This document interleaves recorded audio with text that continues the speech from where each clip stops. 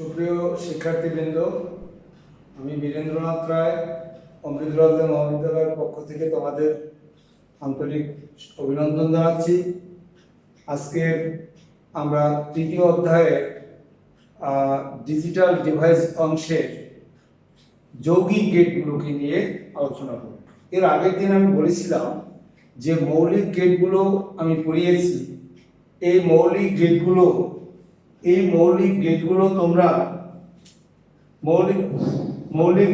তোমরা যদি সুন্দরভাবে জানতে পারো বা পড়তে বলেছিলাম তোমাদেরকে মৌলিক গেটগুলো সুন্দর করে পড়ার জন্য।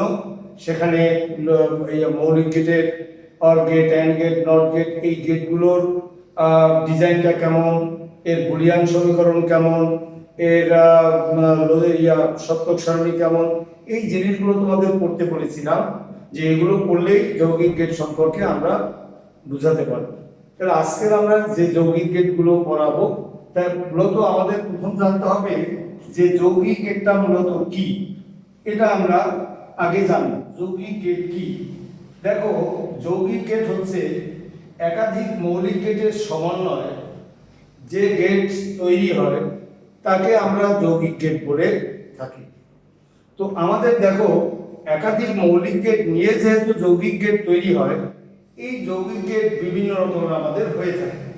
এদের মধ্যে আমি যে যৌগিক গেটগুলো আমাদের বইয়ের মধ্যে যেগুলো মেইনলি যৌগিক গেট হিসাবে আখ্যায়িত করা হয়েছে সেগুলো হচ্ছে, এক নম্বর হচ্ছে আমাদের নর গেট বা ন্যান্ড গেট, আগে দেখি ন্যান্ড গেট। দুই নম্বরে হচ্ছে আমাদের নর গেট। তিন নম্বরে হচ্ছে আমাদের এক্সঅর গেট। আর চার নম্বরে হচ্ছে আমাদের এক্স নর গেট। কিন্তু প্রকাশ থাকে যে এখানে এই যে 3 ও 4 এই দুটো গেটকে আমরা বিশেষ গেট নামে আমরা আখ্যায়িত করতে পারি। এখন প্রশ্ন জাগতে পারে কেউ যে এরা যৌগিক গেট, এদের দুটি নাম, একটি হলো সে হচ্ছে যৌগিক গেট, অপরদিকে তার নাম হচ্ছে বিশেষ গেট। বিশেষ গেট বলার কারণ হলো যে এই গেটগুলোর মধ্যে এমন কতগুলো গেট আছে যে এই গেটগুলোর মধ্যে মূলত আমাদের এমন কিছু গেট আছে যে গেটগুলো মূলত একত্রিতভাবে তারা বিভিন্ন ধরনের কার্য সম্পন্ন করতে পারে। তো আরো অনেক বৈশিষ্ট্য আছে, আমরা সেই বৈশিষ্ট্যগুলো একটু পরে তোমাদেরকে দেখাবো আমি। তো এখন প্রথম যে যৌগিক গেটটা আমি দেখাবো সেই যৌগিক গেটটা হচ্ছে ন্যান্ড গেট। তাহলে এখন দেখো সেই ন্যান্ড গেটটা নিয়ে এখন আলোচনা করব। এই আমাদের হচ্ছে ন্যান্ড গেট। এখানে তুমি ডিসপ্লেতে দেখতে পাচ্ছ যে ন্যান্ড গেটের মধ্যে এখানে এন এ এন ডি, এই জায়গায় দেখো তুমি সহজেই বুঝতে পারতেছো এখানে একটি এন্ড গেট আছে।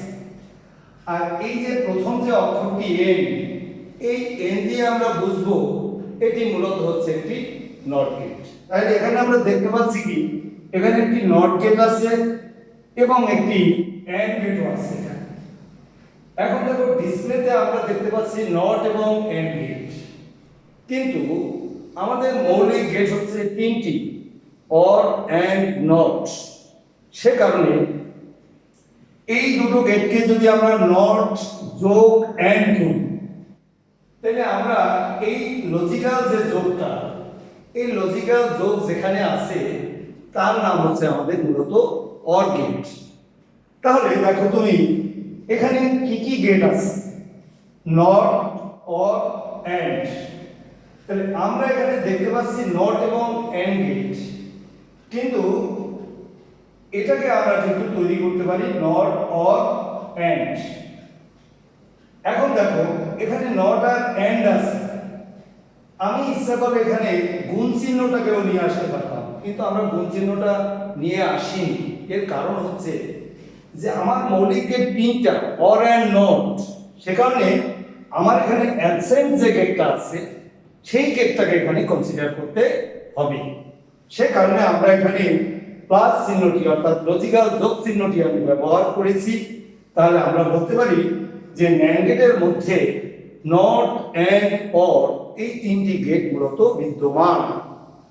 আর সে কারণে এই 3টি গেট ওর মধ্যে বিদ্যমান বলে এই ন্যান্ড গেটকে আমরা সার্বজনীন গেট বা ইউনিভার্সাল গেট বলতে পারি। তাহলে দেখো, একটা ন্যান্ড গেটকে যখন আমি বিশ্লেষণ করতে যাব, তখন ন্যান্ড গেটের মধ্যে আমরা তিনটা গেটের অস্তিত্ব আমরা খুঁজে পাবো।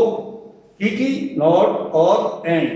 আর এই নট, অর, এন্ড এই তিনটি গেটের অস্তিত্ব আমরা খুঁজে পাই বলে এই গেটগুলোকে আমরা বলে থাকি সার্বজনীন গেট।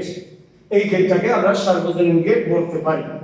এখন দেখো এটার আমাদের অপারেশন কিভাবে হয়। এবারে আমাদের দেখো, তাহলে আমরা এখানে ডিসপ্লেতে যা দেখতে পাচ্ছি, আমরা যখন ভিতরে গেছি নট অর এন্ড এতগুলো দরকার নেই, নট এবং এন্ড। তাহলে আমরা এখন ন্যান্ড গেট সম্পর্কে আমাদের যদি পরীক্ষায় আসে, তাহলে আমরা লিখবো যে নট গেট এবং এন্ড গেটের সমন্বয়ে যে গেট তৈরি হয় তাকে আমরা ন্যান্ড গেট বলতে পারি। এখন এখানে একটু তুমি ব্যাখ্যা দিতে চাও, তাহলে আমরা বলতে পারি ন্যান্ড গেটের মধ্যে দুই বা দুইয়ের অধিক আমাদের ইনপুট থাকে, কিন্তু আউটপুট থাকে আমাদের একটি। এখন তুমি দেখো, এখন আমরা এখান থেকে যুক্তি গেট আনবো, এই ন্যান্ড গেটের যুক্তি গেটটা আনবো। এই যুক্তি গেটটা আমাদের কেমন? দেখো, তোমার ভাবনার কিছু দরকার নেই। তিনটি মৌলিক গেট সম্পর্কে আমি বলেছি, যদি আমরা সুন্দরভাবে জানি তাহলে ন্যান্ড গেট আমাদের জন্য কোনো ঘটনাই না। এবারে দেখো, তুমি দেখেছো যে এখানে একটি নট আছে এবং একটি এন্ড আছে। এই দুটো গেটের মধ্যে, তাহলে নট গেট এবং এন্ড গেট দুটো কিন্তু মৌলিক গেট। এই দুটো মৌলিক গেটের মধ্যে কোন গেটটাকে আমি প্রথম আঁকবো? সেটি হলো, আমি এন্ড গেটকে আগে আঁকতে চাই। এর কারণ হলো যে এন্ড গেটের মধ্যে কমপক্ষে দুটো ইনপুট থাকে, আর নট গেটের মধ্যে একটি ইনপুট থাকে। সুতরাং যার ইনপুট সংখ্যা কম তাকে এন্ডের মাথায় স্থাপন করতে হবে, আর যার ইনপুট সংখ্যা বেশি তাকে নটের আগে আঁকতে হবে। তাহলে দেখো, আমরা এখন এন্ড গেটটা আঁকবো আগে। এই আমাদের এন্ড গেট, এই আঁকলাম। এই এন্ড গেট আঁকার পরে এই আমাদের এন্ড গেট, এটা ইনপুট, এই সাইড আউটপুট। এই যে আমাদের ইনপুট এবং আউটপুট আমরা এখানে সেট করলাম, তাহলে আমাদের দেখো ইনপুট হচ্ছে এ বি, আউটপুট আমরা আরো কাজ আছে আমাদের। এখন এই যে ন্যান্ড গেটটা আমাদের আঁকা হলো, এখন ন্যান্ডের সাথে আরেকটি নট আছে। এই নটটাকে আমরা বলেছি যে এন্ডের মাথায় আমি সেট করব। নটের মাথায় এন্ড নয়, এন্ডের মাথায় নট। কেন? এন্ডের দুটো ইনপুট, নটের একটি ইনপুট। যার ইনপুট কম থাকবে তাকে রাখতে হবে এর মাথায়। তাইলে আমরা এখন এখানে একটি নট গেট সেট করে দিলাম। এই একটা নট গেট আমরা সেট করে দিছি।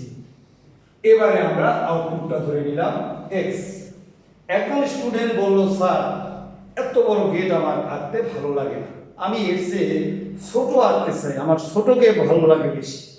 তাহলে আমরা, বা তোমার যদি ছোট গেটটাকে ভালো লাগে, তাহলে এই গেটটাকে অন্যভাবে যদি আমি আঁকতে যাই, তাহলে এই হলো আমাদের এন্ড, এই এন্ড আঁকলাম আমরা। এবং এই যে নট গেটটা মনে রাখতে হবে, নট গেট এটি হচ্ছে একটি মৌলিক গেট। এই নটের আমাদের কয়টা চেহারা আছে দেখো, এটি একটি মৌলিক গেট। কিন্তু এই নট গেটের একটি প্রতীক, এই যে গোল চিহ্ন, এটিও এই গোলের মধ্যে দিয়ে যখন কোনো ইনপুটটা ঢুকবে, সেটিও এখানে যেমন এ দিলে এপাশে হয়ে যায় এ নট, তদ্রূপ এখানেও এ দিলে আউটপুটে হয়ে যাবে সে এ নট। তাহলে কি হচ্ছে যে আমাদের অধিকার আছে, একেও ব্যবহার করতে পারি আমরা, একেও ব্যবহার করতে পারি। তবে এই দুজনের মধ্যে একে আমি একটা লজিক গেটের এপাশে প্রয়োজন হলে এপাশেও আঁকতে পারি, এপাশে প্রয়োজন হলে এপাশেও আঁকতে পারি। কিন্তু এই গোল চিহ্নের নটটি, এটি কিন্তু সবসময় মাথায় সেট করতে হবে। এবারে মাথায়, গেটের মাথায়, গেটের ফ্রেমের মাথায়। এখন গেটের ফ্রেমের মাথায় কোন জায়গাটা? একদম এই যে শেপ, এই শেপের এই জায়গায় আমাদের এই গোল চিহ্নটি দিতে হবে। তাহলে বুঝতে হবে এটি মূলত একটি নট। তাহলে এইটার পরিবর্তে আমরা এই জায়গায় এরকম একটি গোল চিহ্ন ব্যবহার করলে আমরা একটি নট হিসাবে আখ্যায়িত করে থাকবো। তাহলে দেখো, আমাদের এই গেটটা আমাদের ছোট হয়ে গেল, এ বি, আর এর মাথায় আউটপুট হচ্ছে আমাদের এক্স। একজন স্টুডেন্ট সে মনে করতে পারে যে এভাবে আমি আঁকবো, আর একজন স্টুডেন্ট ভাবতে পারে আমি এভাবে আঁকবো। তোমার যেটা ভালো লাগে তুমি সেটা আঁকো। এবারে এই গেটে বুলিয়ান সমীকরণ, জর্জ বুলের দেওয়া সমীকরণ, বুলিয়ান সমীকরণ হচ্ছে আমাদের কি, দেখো বুলিয়ান সমীকরণ হচ্ছে আউটপুট সমান হচ্ছে এই যে ইনপুট দুটো, এই দুটো ইনপুট যখন এই ফ্রেমের মধ্যে ঢোকে তখন এই ফ্রেমটার মধ্যে ঢুকলে এটি মূলত কি গেট, অ্যান্ড গেট। এবারে তাহলে এই ভিতরে আমাদের তৈরি হয়ে যাবে a ইনটু b বা a and b। এই a and b যখন এই গোল চিহ্নের মধ্যে দিয়ে বেরিয়ে যাবে তখন গোল মানে আমি বাংলাটা বলি, এদের মাথায় একটি হোল নট দিয়ে দাও, এটির নাম গোল নট। আর এই গোল নটটার ভিতর দিয়ে যখন a ইনটু b পাস হবে তখন হয়ে যাবে গোল মানে মাথায় দাও একটি হোল নট, গোল নট মানে মাথায় দাও একটি হোল নট, অর্থাৎ a ইনটু b এর মাথায় একটি হোল নট, অর্থাৎ a মাথা থেকে a মাথা পর্যন্ত। হোল বলতে WHOLE, হোল, হোল অর্থ হলো সম্পূর্ণ, এই জন্য a মাথা থেকে এই মাথা পর্যন্ত এই আমরা হোল নট দিলাম। এখন দেখো এটার উপরে ভিত্তি করে আমরা এখন সত্যক সারণী তৈরি করব। এখন দেখো সেই সত্যক সারণীটা, এবারে সত্যক সারণী হচ্ছে সত্যক সারণী হচ্ছে আমাদের এইটা থাকলেই হবে।